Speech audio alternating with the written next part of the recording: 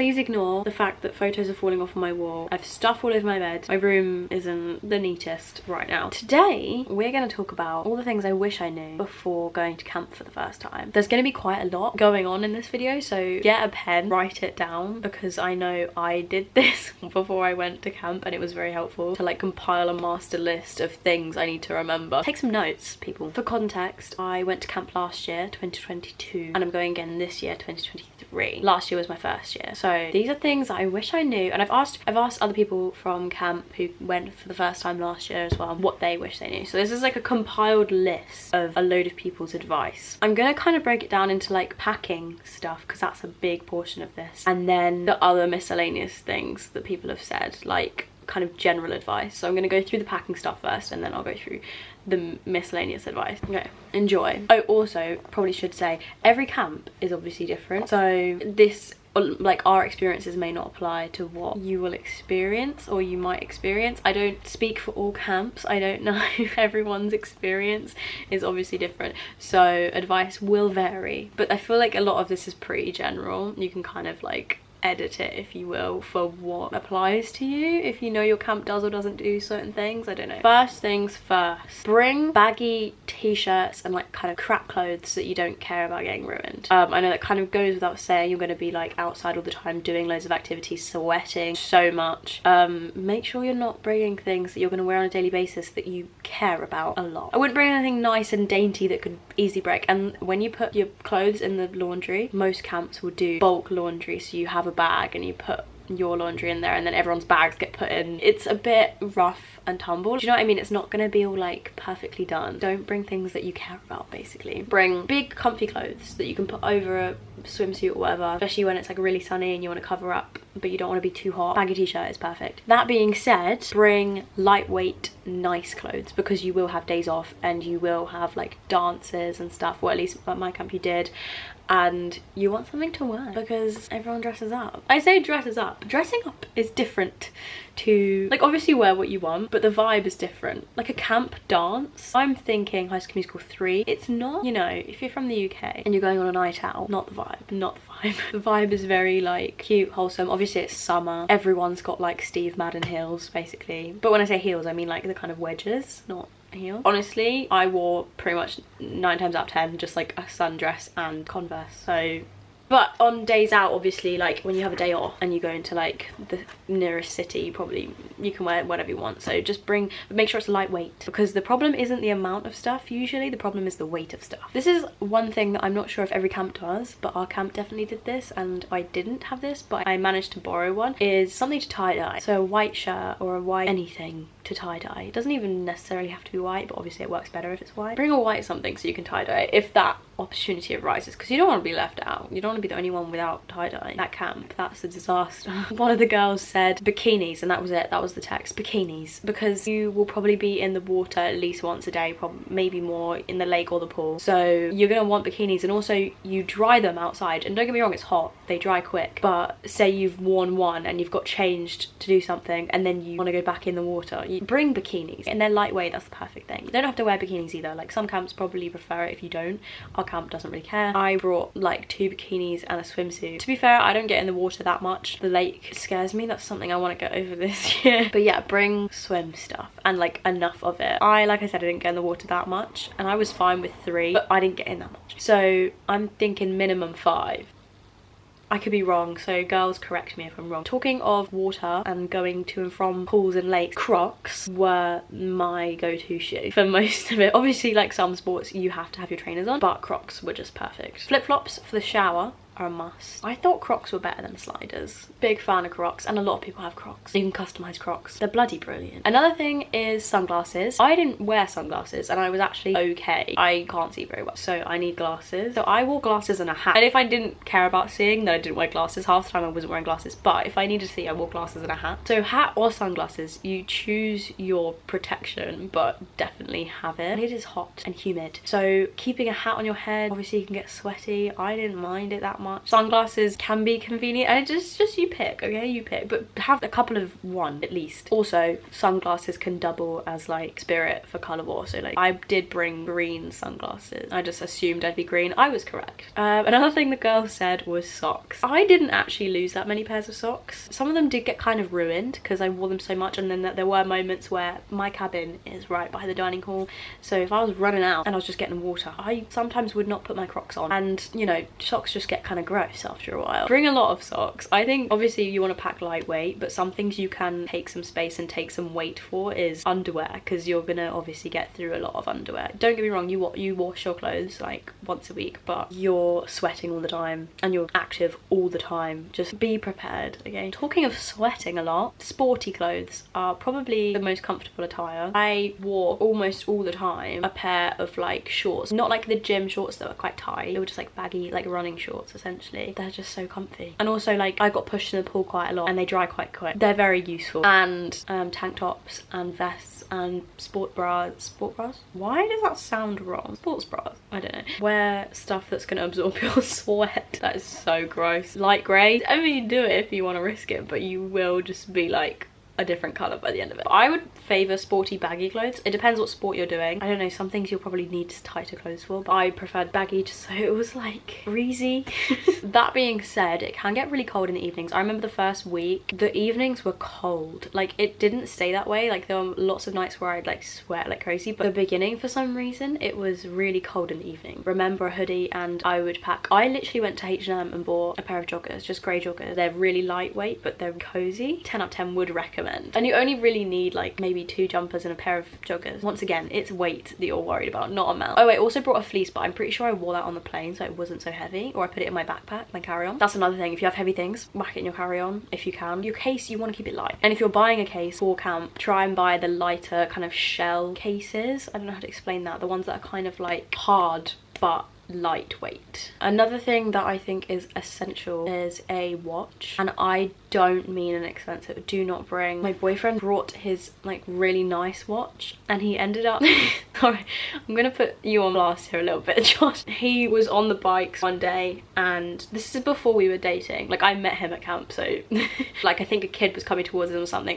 Probably got this wrong, and he's gonna be like, no, it wasn't that. He like had to like throw himself off into like the side so that he didn't hit these kids because they were coming the wrong way, and he scratched up all his like eye, like his eye was like bleeding everywhere. He has scars like all on his eye. It's ridiculous. But he broke his watch, which was like a very nice watch, and like looking back it's like, why the hell did you bring that watch? Like why would you bring that watch? But he made that mistake and he still hasn't got it back because it's still being fixed. So don't bring a nice watch. Do what I did, the smart thing, and get a waterproof. It was like a 20 quid Casio, and it was waterproof, and it got a button so it like it's backlit, so in the night you can see what time it is, because you'll probably be on duty most likely every other night or every other night. You want to be able to see the time. Bring a watch. That's kind of essential. I ended up leaving mine in a hotel in New Orleans, so I'm gonna have to get another one, which is really annoying. But along those lines, a portable charger. I mean, obviously at camp you will have plugs and that, and you won't be using your phone, but on your days off, I mean, the best you're gonna get is either a hotel room or like a Starbucks. So bring a portable charger, because it's kind of a lifesaver, especially if you're traveling afterwards, because there'll be long periods of time where you're not plugging anything in.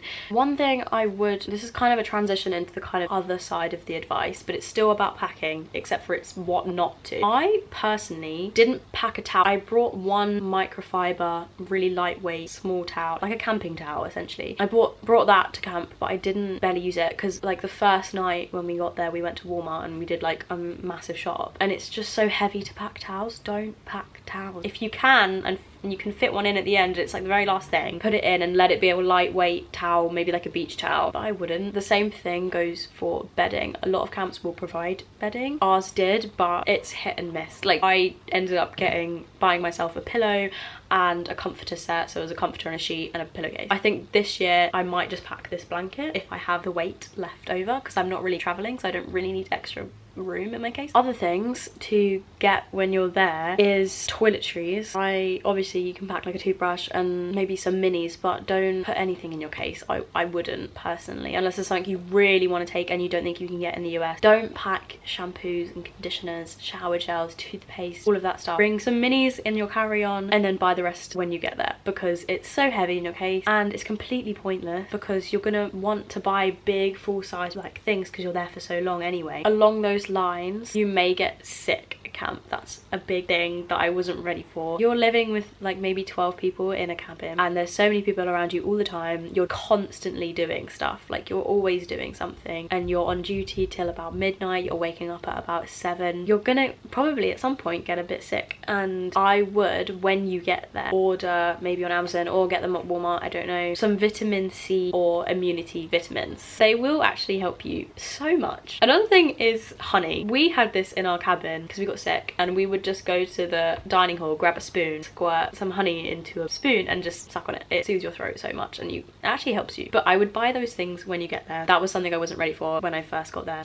People get sick. One thing, I'm not sure if every camp does this, but I don't think I knew this before I got there. It was very soon that I found out, but you unpack all of the kids' stuff before they arrive. So the kids arrive with like a backpack. This is my camp. Maybe not every camp does this. Our camp definitely does this. Yeah, the kids arrive with one backpack, but before their arrival, you will have received a massive trunk, and I'm talking, this is like a body bag. It is massive, like 1 or 2 for each kid. Was it 2 for each kid? I can't even remember. Maybe it was. It has like their drawers in it. Usually their clothes are already like packed inside the drawers, and their bedding, you have to make their beds and put up like everything basically. Some people had like, I don't know, like caboodles and stuff. You have to like set everything up. It's really cute, but it's a lot. Like I did not know that was what we had to do. It was very fun actually, because you kind of got to like create this environment for them, and then they arrive, and it's really sweet. Oh, also get fairy lights or neon lights or something that's fun on your bed. But a lot of these things order when you're there, do not pack. That's the premise of this video basically. Another thing that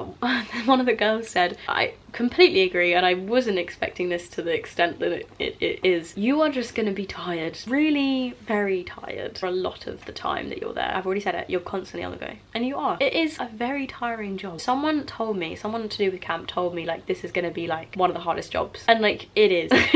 Like, not to be dramatic, but it's just constant, and you are literally an older sister responsible for these like 11 girls or guys depending on who you are for the whole time you're there, and it is exhausting. You will be tired, but it's worth it. 100% worth it. Something else that I didn't really anticipate is how expensive the days off can be depending on what you do. Obviously, at the first night out we all went into Philly and booked a hotel. First of all, a night out in Philly is just so expensive, just the night out alone. But obviously you also will be traveling into the city, and you'll probably be booking somewhere to stay overnight. Imagine doing that in London. Do you know what I mean? It builds up. So even if you're not traveling, if you want to like go out on your days off, there'll probably be, obviously this whole trip can be kind of expensive if you let it be, especially because your days off you haven't been paid yet. Keep that in mind. Traveling is also expensive, but if you're traveling you're probably anticipating that anyway. So, and talking of money in regards to traveling, one of the girls said to me something she wished she knew to do was to use the money you get paid first and then use your own money when you're traveling. You might be paid in cash, you might be paid in check, I don't know, but if you get a check you want to get that money in the US first of all, spend it as dollars, because generally speaking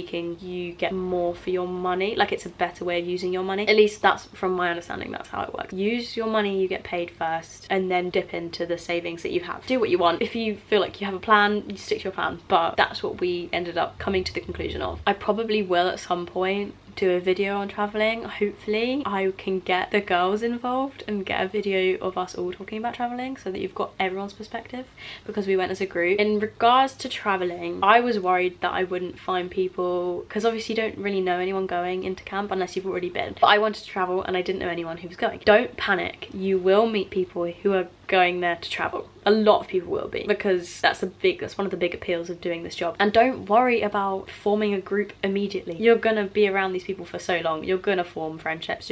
Those friendships may even, you know, pull apart, come together. Like, you're living almost as some weird family. It's odd, but yeah, so don't worry about like rushing into being friendly with, obviously like be friendly with everyone, but like don't panic, don't stress. You will form the friendships that will last for ages at camp. That's a given. Okay, another thing that I want to address for people who are going for the first time is this kind of idea that I heard a lot before I went, that it's quote like Love Island because people don't have their phones. It's a load of people from the ages of like 18 to 25 just put randomly in a group together. And I'm not gonna say it's like Love Island because it isn't. It's really not that dramatic, or at least it wasn't for me. But there's definitely, obviously, like, you're there for so long, you're around people all the time, you will get close to people and relationships do form. There were definitely a lot of, you know, relationships like formed / hearts broken at the end.